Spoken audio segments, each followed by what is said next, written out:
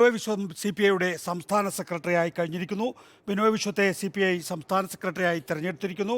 സംസ്ഥാന കൗൺസിലാണ് ഇപ്പോൾ തീരുമാനിച്ചിട്ടുള്ളത്. ഇന്നലെ സംസ്ഥാന എക്സിക്യൂട്ടീവ് ബിനോയ് വിശ്വത്തിൻ്റെ പേര് അംഗീകരിച്ചിരുന്നു. സംസ്ഥാന കൗൺസിലാണ് CPIയുടെ സംസ്ഥാന സെക്രട്ടറിയെ തിരഞ്ഞെടുക്കേണ്ടത്. ഇപ്പോൾ സംസ്ഥാന സെക്രട്ടറിയായി തിരഞ്ഞെടുത്തിരിക്കുന്നു. നേരത്തെ ഇടക്കാല സെക്രട്ടറി ആയിട്ടാണ് ബിനോയ് വിശ്വത്തെ തിരഞ്ഞെടുത്തിരിക്കുന്നതെങ്കിൽ ഇനി അങ്ങോട്ടുള്ള അടുത്ത പാർട്ടി കോൺഗ്രസ് വരെയുള്ള സംസ്ഥാന സെക്രട്ടറിയായി ബിനോയ് വിശ്വം സംസ്ഥാന സെക്രട്ടറിയാകും. ഷിജിത്ത് വിശദാംശങ്ങളുമായി. ഷിജിത്ത്, കൂട്ടിച്ചേർക്കുക, എന്തൊക്കെയാണ് വിശദാംശങ്ങൾ? മികച്ച ഇപ്പോൾ നടന്നുകൊണ്ടിരിക്കുന്ന CPI സംസ്ഥാന കൗൺസിൽ യോഗമാണ് ബിനോയ് വിശ്വത്തെ കാനം രാജന്റെ പകരക്കാരനായി CPIയുടെ പുതിയ സെക്രട്ടറിയായി നിശ്ചയിച്ചത്. CPIയുടെ ഭരണഘടന പ്രകാരം സംസ്ഥാന കൗൺസിലിനാണ് പുതിയ സെക്രട്ടറിയെ തിരഞ്ഞെടുക്കാനുള്ള അധികാരം. ഇതനുസരിച്ചാണ് സംസ്ഥാന കൗൺസിൽ പുതിയ സെക്രട്ടറിയെ തിരഞ്ഞെടുക്കൽ പ്രത്യേക അജണ്ടയായി ചർച്ച ചെയ്യുന്നത്. ഇന്നത്തെ ആദ്യ അജണ്ടയായി ഇത് പരിഗണിച്ചപ്പോൾ ദേശീയ ജനറൽ സെക്രട്ടറി D രാജയാണ് പുതിയ സെക്രട്ടറി സ്ഥാനത്തേക്ക് ദേശീയ സെക്രട്ടറി അംഗമായ ബിനോയ് വിശ്വത്തിന്റെ പേര് നിർദ്ദേശിച്ചത്. ഇതനുസരിച്ച് സംസ്ഥാന കൗൺസിൽ ഈ നിർദ്ദേശം അംഗീകരിച്ചുകൊണ്ട് ഏകകണ്ഠമായി തീരുമാനമെടുക്കുകയായിരുന്നു. ബിനോയ് വിശ്വത്തിന് പകരക്കാരനായി മറ്റു പേരുകളൊന്നും സംസ്ഥാന കൗൺസിൽ വന്നില്ല.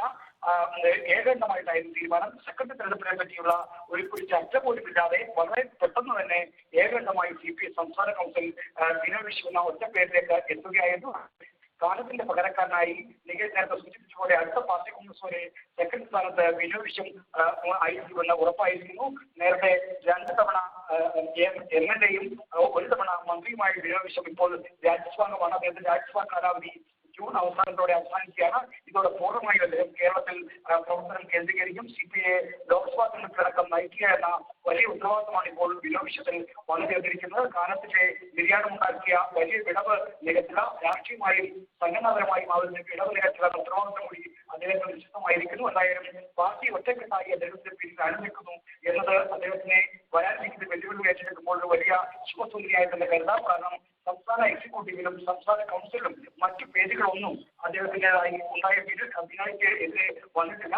എന്നാൽ കാലത്തിന്റെ ചിത കത്തിത്തീരും മുമ്പ് തന്നെ ചേർന്ന എക്സിക്യൂട്ടീവ് അദ്ദേഹത്തിന്റെ അവധിക്കപേക്ഷയിലെ ശുപാർശ പരിഗണിച്ച് ബിനോയ് വിശ്വത്തെ താൽക്കാലിക സെക്രട്ടറിയായി തെരഞ്ഞെടുത്തതിനെതിരെ പാർട്ടി മുഖപുറത്ത് വന്നായിരുന്നു. ഈ മുഖപുറത്ത് പുറപ്പെടുവിച്ചത് മുൻ ദേശീയ എക്സിക്യൂട്ടീവ് അംഗമായ KE ഇസ്മായിൽ ആയിരുന്നു. എന്തായാലും ഇസ്മായിൽ അത്തരമൊരു പ്രതിഷേധം നടത്തി ഒരു അർത്ഥത്തിൽ CPI ഐക്യമുണ്ടാക്കാൻ കാരണമായി. കാരണം CPI ഭിന്നതയുണ്ടെന്ന് പ്രതീതി കേൾപ്പിക്കുന്ന പ്രതികരണമാണ് ഇസ്മയിൽ നിന്നുണ്ടായത്. എന്നാൽ അത്തരമൊരു ഭിന്നതയിലേക്ക് പോകേണ്ടതില്ല. ഇന്നലെ D രാജ ഈ ഒരു ആശങ്ക സംസ്ഥാന എക്സിക്യൂട്ടീവ് പ്രകടിപ്പിച്ചപ്പോൾ അഡ്വക്കേറ്റ് K പ്രകാശ് ബാബു ദേശീയ എക്സിക്യൂട്ടീവ് അംഗമായ പ്രകാശ് ബാബു തന്നെ ആ ആശങ്കയ്ക്ക് അടിസ്ഥാനമില്ല എന്ന് അടിവരയിട്ട് പറയുകയായിരുന്നു. പാർട്ടിയുടെ ഐക്യമാണ് പ്രധാനം. അത്തരം ഒരു സ്ഥാനത്തേക്കും തന്റെ പേര് ആരും നിർദ്ദേശിക്കേണ്ടതില്ല. താൻ അത്ര നീക്കത്തെ ഒരുക്കമല്ലായെന്ന് K പ്രകാശ് ബാബു ശക്തമായ നിലപാടെടുത്തോടെയാണ് ബിനോയ് വിശ്വത്തിന് ഒരു സുഗമമായ കടന്നുവരവിന് അരങ്ങൊരുങ്ങിയത്. ശരി, ബിനോയ് വിശ്വം CPIയുടെ സംസ്ഥാന സെക്രട്ടറി ആയിരിക്കുന്നു. സംസ്ഥാന കൗൺസിൽ ഏകകണ്ഠമായി ബിനോയ് വിശ്വത്തിന്റെ പേര് അംഗീകരിച്ചു.